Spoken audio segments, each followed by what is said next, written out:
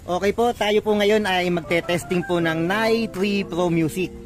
Okay, so yung sa iba marami nang nagpakita nito kung paano siya i-wiring o paano gamitin. So tayo, ngayon pa lang tayo nagkaroon ng ganito dito sa shop, kaya ngayon pa lang tayo makakapag-testing po. So okay, sa likod niya, ito po kagaya nito, sa likod niya meron po diyang instructions. Okay po, so bali meron tayo ditong battery, meron tayong dalawang stock horn, tsaka switch. Ayan po. Meron din tayo ditong test light. So, okay. Testingin muna natin yung battery natin kung meron pong power. I-clip lang natin siya dito sa negative or body ground. Tapos, lagyan natin dito. So, ayan. Umilaw siya. So, okay po. Meron siyang power. Okay. So, bali, testingin po natin na. O, testingin muna natin yung ating switch kung gumagana. Okay. Lagay natin to dito sa negative. Tapos, i-clip natin tong test light dito sa positive. Okay, tapos yung kabilang dulo, ayan, idikit natin dito. Tapos, pindutin natin yung switch. So, okay, ayan. Okay, buo yung ating switch. Testing din natin yung ating battery. Yung ating palang busina. Sorry. Kung gumagana. Okay, gumana yung isa. Yung kabila naman, testing din natin. Okay, so parehas pong tumunog yung ating dalawang stock horn. Okay, so kung makikita po ninyo, magkaiba ng kulay. So ito po yung negative, ito po yung positive. Halos lahat naman po ng busina, merong dalawang kabitan, meron na isang kabitan lang, yung po ay naka body ground na. Automatic na body ground. Pero ito pong dalawang kabitan na ito, katulad din po ng ibang busina po, kahit magkabaliktad yan, okay lang po na magkabaliktad yan. Wala naman po magiging problema yan. So kahit pagpalitin natin ng wire yan, wala naman po magiging problema. Okay. So inuulit ko, kahit anong busina, pare-parehas lang po. Kahit yung snail horn, ganito lang din po yun. Wag po tayong kabahan o wag po tayong malito. Kahit magkabaliktad po yan, okay lang po. So testing po natin. Okay, so tumunog pa rin po, kaya wag po tayong kabahan. Ito po ay wala naman polarity, kahit magkabaliktad po, okay lang. Okay, balik natin sa dating posisyon para hindi po tayo malito. Okay. So, bali, itatry na po natin siyang testingin. So, inuulit ko po, first time ko lang po magte-testing ng ganito. Ngayon lang po tayo nagkaroon ng ganito dito sa shop. Okay, so tignan natin siya. So, bali ang nakalagay dito, yung kulay yellow po, sana nakita yan. Yung kulay yellow is ikakabit po parehas dito sa dalawang busina. So parang lumalabas yung color yellow is negative po. Okay, so ito yung negative natin. Ipagsasamahin na natin siya. Ngayon, pinagsama na natin siya, i-connecta po natin siya dito sa color yellow. Ayan po. So nakakonect na siya dito sa color yellow. Ngayon, yung isang busina, lalagay po yung brown wire, sa kabilang busina yung blue wire. Okay, brown and blue naman po. Okay, ito yung wire na isa. Lalagay natin dito yung brown. Okay. Pagkatapos, dito sa kabila yung blue. So bali isang wire na lang po ang nababakante. So ganyan yung setup niya. So ngayon titingnan natin, nakalagay po sa kanya dito negative talaga yung kulay yellow. So ilalagay natin ito sa negative ng battery.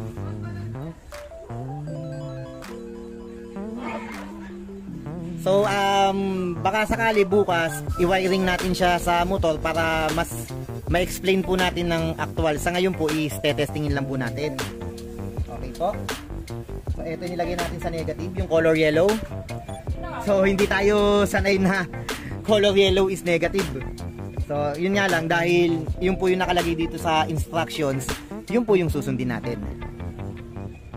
Ngayon, itong switch po na ito, ilalagay po natin sa positive. Okay po.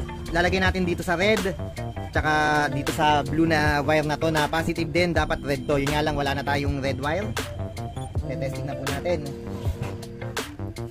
So mas maganda sana kung may mga balot na tong electrical tape, balutan ko muna kasi baka hindi sinasadyang may magdikit po, is delikado po yun. So okay po, pansamantala binalutan po muna natin para iwas disgrasya po. Okay, ito po yung switch and ito po yung red wire. I-connect na po natin siya dito. Ito po ay positive po. Okay, so inuulit ko, ito pong kulay blue na wire na to, positive po yan.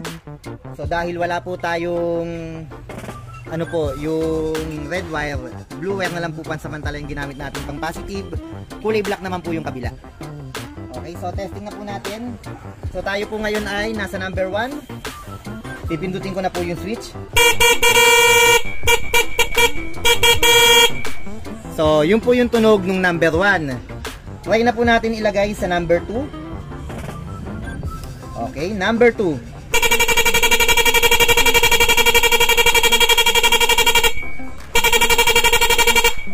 Okay po, yun po yung number 2. Number 3.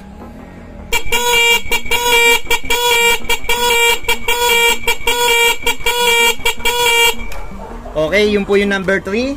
Number 4.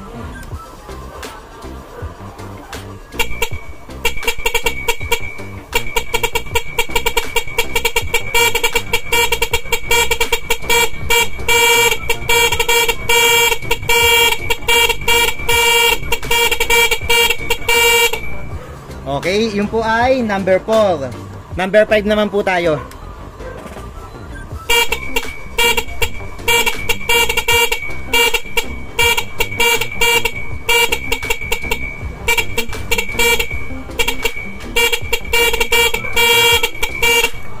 Okay, yun po ay number 5.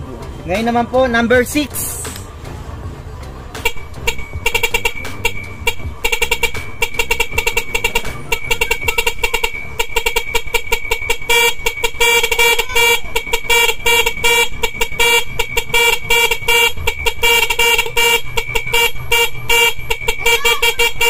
Okay, so number 6 po yun. Ayan, meron ng bata. Gusto nang sumayaw. Okay, number 7 po.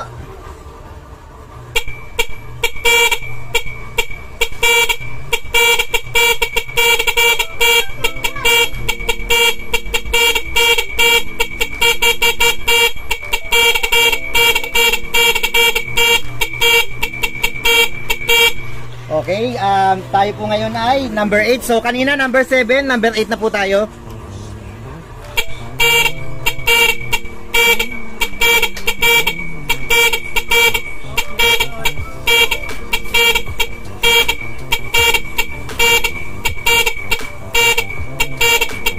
Okay, number 8. So number 9 na po. Bagong dating lang.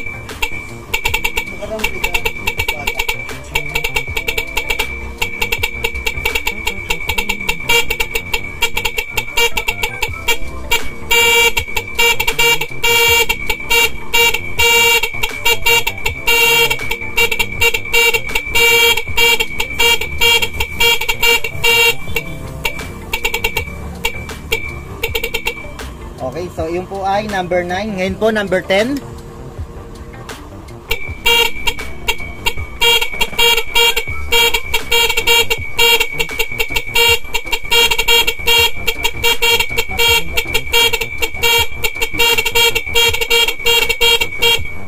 Okay, number 11.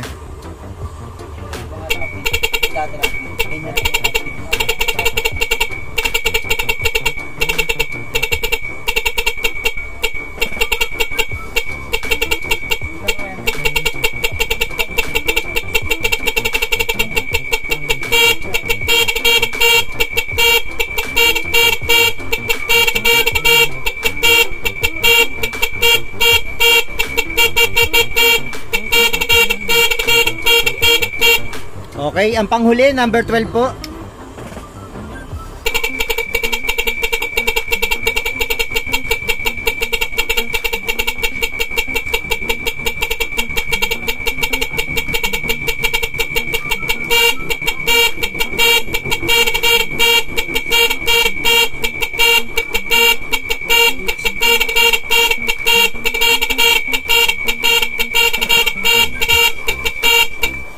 So, okay po, hanggang 12 tunog lang po siya. Kung seswertin po bukas, kung magkakaroon po tayo ng time, susubukan po natin magkabit sa motor, o kung sakali meron tayong customer na magpapakabit, so pipilitin po natin na mabidyoan siya ng maayos, maipaliwanag ng maayos, at iwa-wiring na rin po natin siya ng may extra relay para mas maganda po yung tunog.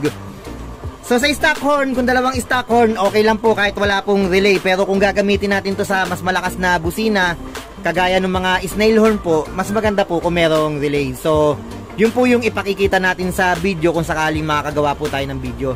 So maraming salamat po. Ride safe po sa ating mga kapatid na riders. God bless po sa ating lahat. Salamat po.